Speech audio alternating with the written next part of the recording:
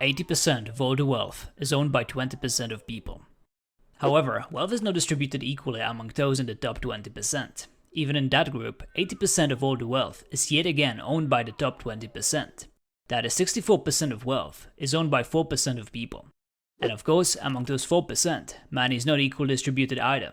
Again, 80% of the wealth will be in the hands of the top 20% among those 4%, which tells us that about 51% of all the wealth is owned by 0.8% of people, while the other half of wealth is shared among 99% of the population.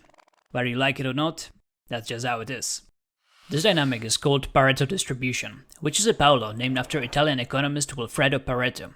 Pareto found out and showed in one of his works that roughly 80% of the land in Italy is owned by 20% of people. Unknown to him, he just discovered a principle that is applicable to a myriad of other things than just to a land ownership in Italy. In healthcare, 20% of patients have been found to use 80% of healthcare resources. It has been shown that 80% of all the crimes are committed by 20% of criminals.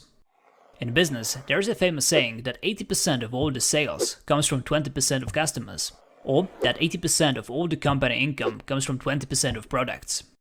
Pareto can be found in many other things across many domains. However, in this video I would like to show you how and why Pareto distribution happens with wealth. To demonstrate exactly that, I created a virtual simulation, to which we'll get in a few moments and with which I'll try to show you, in a hopefully intuitive way, how the money flows. First of all, however, a tiny bit of history, because 80-20 distribution might seem on the first glance as something that became a thing only with a modern capitalistic society, but that's not true. In fact, in every society ever studied, there eventually was formed a circle of elite that owned everything. This was true in tribes, kingdoms, republics, empires, simply throughout all of the history. There was only one attempt to do something about such a distribution of wealth: communism. But this attempt failed spectacularly and ushered tens of millions into extreme poverty. Another thing to note is that while the distribution through the times was close to 80-20 ratio, the actual gap between the wealthiest and poorest person alive was growing exponentially over time. While the leader of the tribe had 10 or 100 times more wealth than the poorest member, a king could have 10,000 or 100,000 times more wealth than his poorest subjects. Today the wealthiest man alive has hundreds of billions more than the poorest person alive, but still, the 80-20 distribution applies to the overall population. With this, let's jump into virtual simulation and let's try to simulate wealth distribution under several different conditions. First of all, let me tell you that this simulation is supposed to be just illustrative, and it is a very simplistic representation of a very complex thing. However, I think that it is a great way to get a hang on some basic dynamics the distribution of wealth is led by. And by Pareto principle, 20% of things are responsible for 80% of outcomes, so hopefully we'll tackle down the right 20%. So, how does this work? Every bubble in the pyramid on the left represents one person. When the simulation begins, those people will start trading among each other. There are 10 people in total, they have assigned letters in alphabetic order, that's just so we can keep track of who is who. And the number on the second line shows us how much wealth every person has at this moment. The order in which people in pyramid are being shown is sorted by the wealth size. Right now they all have the same wealth, that is 10 units, or 10 bucks if you want. But once the simulation starts and the wealth starts moving around, rich people will move to the top and poor people to the bottom. There's also a box with a round tracker. The round is over after every person makes a trade with every other person once. The order of trades is randomized for each round. That is because the order itself can have an effect on the final outcome, so this is an attempt to eliminate that. And because it is a bit hard to keep a good track of what is going on in the pyramid once the simulation starts, I have implemented this graph on the right, which is showing visually how much percent of total wealth each person has at the moment. Then in the box in the top right corner, you can change some conditions under which the simulation operates. On the first line, you can set the starting wealth of every person. For the first round, let's keep it on 10. On the second line, you can enable income, but for now I would like to keep it disabled, which will make the total wealth limited to the starting wealth. And on the third line, you can change trading mode. Let's leave it 1 for 1, which means that the wealth will be moving around just by 1 unit each trade. The top left box is self-explanatory, I think, so let's start it.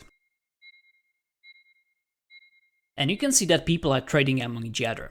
Wealth is slowly moving around, and the red and green circles represents the winner and loser of the last trade. Winner gets 1 buck and the loser loses 1 buck. How is the winner decided? By a simple coin toss. Hey, I warned you that this is a rather simplistic representation of reality, okay? Anyway, you can see that some people are already moving upward in the pyramid and the others downward, and the difference in the wealth are starting to be apparent. Let's speed it up a bit.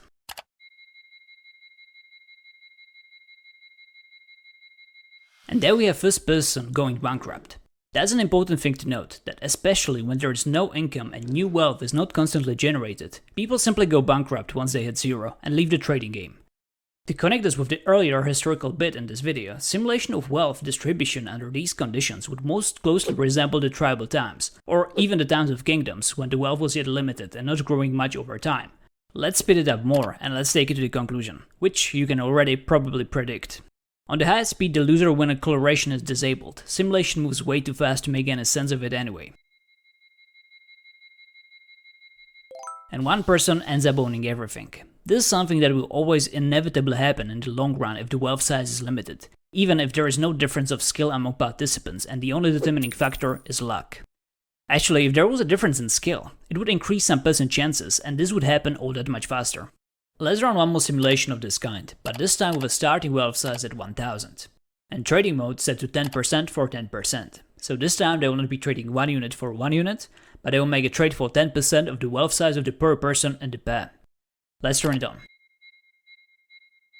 And in more detail, when a person of 1000 makes a trade with another person who has 1000 as well, they'll make a trade for 100. But when a person that has 1000 makes a trade with a person that has just 10, they will make a trade for 1. This is a somewhat more realistic trading mode, as the size of the trade is relative to the wealth of each person, which is how it would be in the real life situation. If you are Elon Musk, you'd probably be more interested in buying Twitter than a grocery store in Alaska. Anyway, let's speed this all up.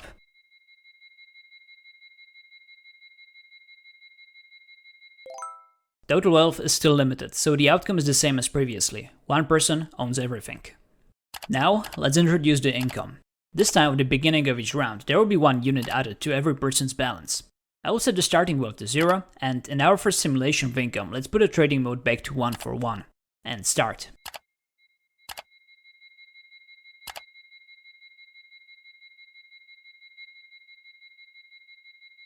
You could see that the total wealth was now growing by 10 units every round, and again, some people are doing better than the others. But this time, thanks to income, people are not leaving the trading game, and there actually are not huge differences between the wealth sizes.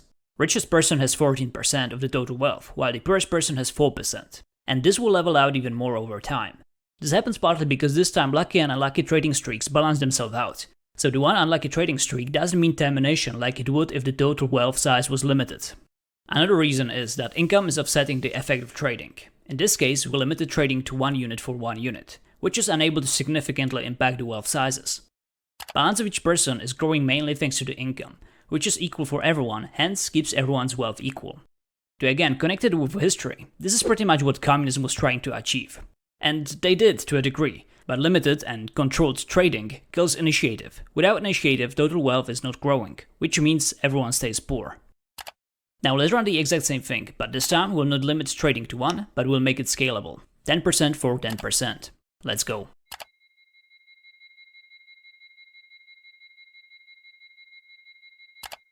This is what we end up with after 300 rounds.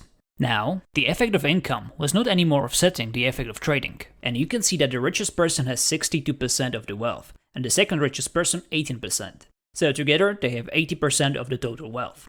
If we sort graph in order from the wealthiest to least wealthy person, you can clearly see that the individual wealth sizes follow the feebled Pareto distribution. What this tells us is that the scalability of the property is one of the main culprits behind the Pareto distribution. The more money you have, the more money you can make at once, or more money you can lose at once. And this is what will form in long run this kind of descending graph. Results from simulation under these conditions are most closely resembling the Pareto distribution. However, in real life, income will not stay the same if the wealth size of the person increases.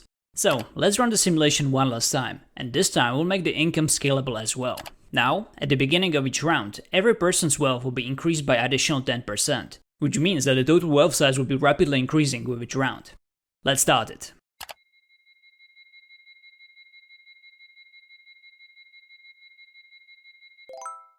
Simulation reached its limit, which happens when someone gets to 999 millions. And that's pretty much the difference between the richest and the poorest person in the simulation. Remember that everyone started at 0, and now the richest have hundreds of millions, while the poorest still just 27.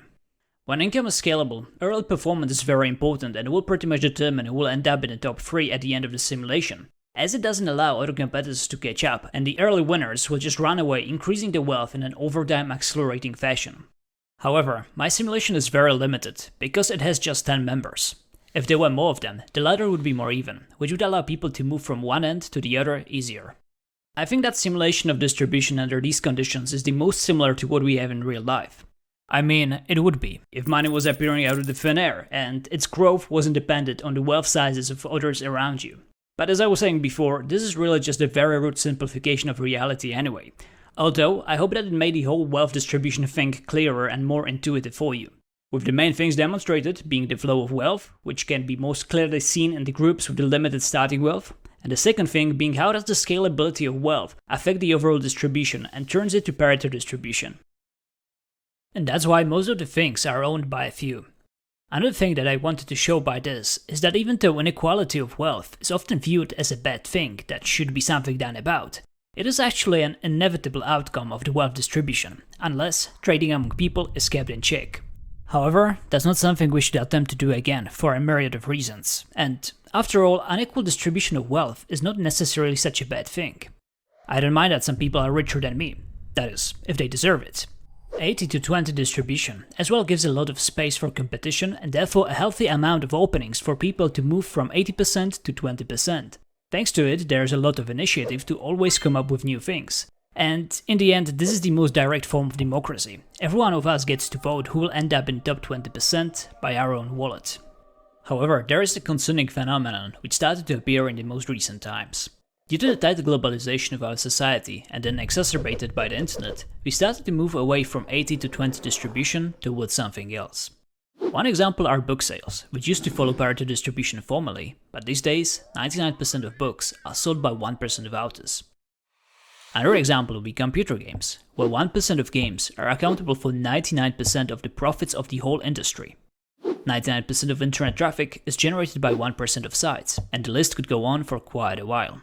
This kind of distribution is problematic, as it kills the initiative by letting the winner take all the reward while the rest is left with nothing at all. Where this type of distribution is most prevalent is the field of technology. One or few companies can monopolize the whole segment of industry to an unprecedented level, leaving you with no other choice but them. This is worrisome, and hopefully we'll manage to find some antidote for it eventually.